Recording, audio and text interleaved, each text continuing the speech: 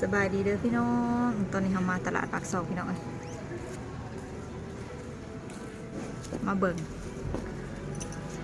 นาฬิกาเรือนใดจะสวยละนาบาวคนขายพี่น้องขายเพิ่นก็ขายสองเพิ่นก็สองได้ทุกรุ่น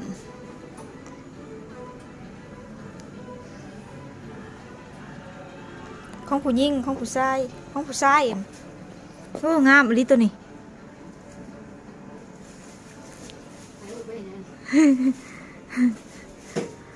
ขักอลี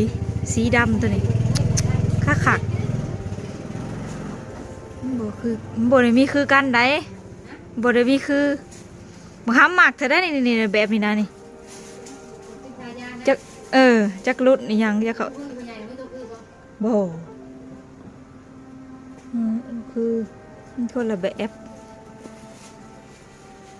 สีขาวตัวนี้ก็งามบ่เคยใส่ นี่สิเป็นของผู้หญิงก็ใส่ได้อันนี้นะแบบนี้ก็งาม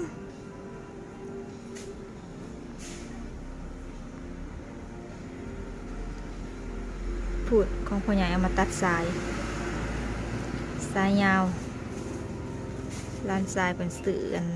มาแต่อันกทมเอามาแล้วพัดสายอย่างกดมันเติ่ง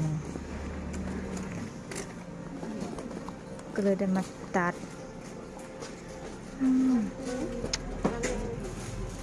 คักมาจักราคาอีกได้จักราคาเท่าไหร่แน่จักราคาแต่ราคาเท่าไหร่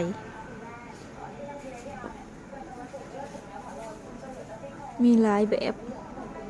เบิ่งค่ะบ่จักราคาให้พาโอหายจักไปทางใดยังก็เอามงไปขายเพิ่นยังเอามงไปขายให้ลูกค้าเพิ่นเฮือนละ5,000แต่ว่าจักสิแม่นแบบใดก็บ่ฮู้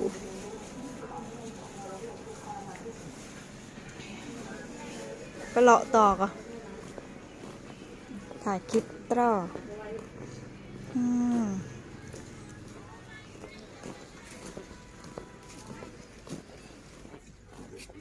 งามอะไรห้างสิไปซอยได้ปะสิไปซอยนี่คักอะไรแต่แฟชั่นสวยๆมาใหม่ๆพี่น้อง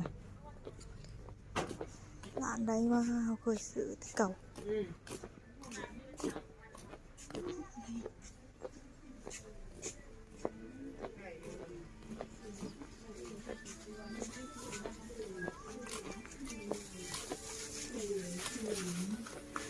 ไปหาซื้อขนมมาให้น้องพรก่อนอันนี้จะเป็นฝ่ายของใช้จ้ะพี่น้องชี้ป่าคือบ่เห็นมีอันนี้ไว้ท่าสบายดีเด้อพี่น้องหลังจากที่มาแต่ตลาดกับมาหลับน้องพรมาหลับยุงเทียนนั่งกินอันเนี้ยนั่งกินลูกอมถาบหน่อยทานน้องพรยังบ่เลิก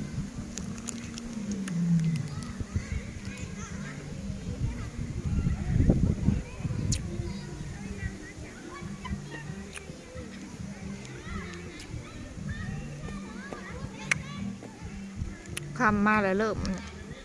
ลมพี่น้องไปตลาดนากาขี่รถไปน่ะลมคำมาเลยเริ่มลมเมิดฝนสุบนตกพี่น้องแดดกับบ่มีได้คันคำตกตะเวนบ่ายมาแล้วกับบ่มีโซดาไดนาไมต์โซดาทำพอมันสมตาหิบตาหี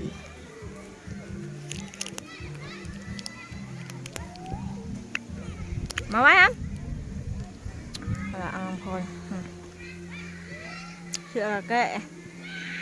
เชือกเขากระแกะออกเบิดยางตะเสะมาเลย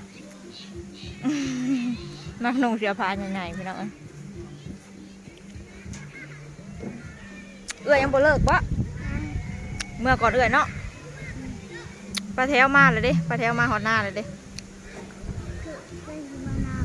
บ่เมื่อเฮือนพุ่นแหละพ่อใหญ่พุ่นเราสิไปนา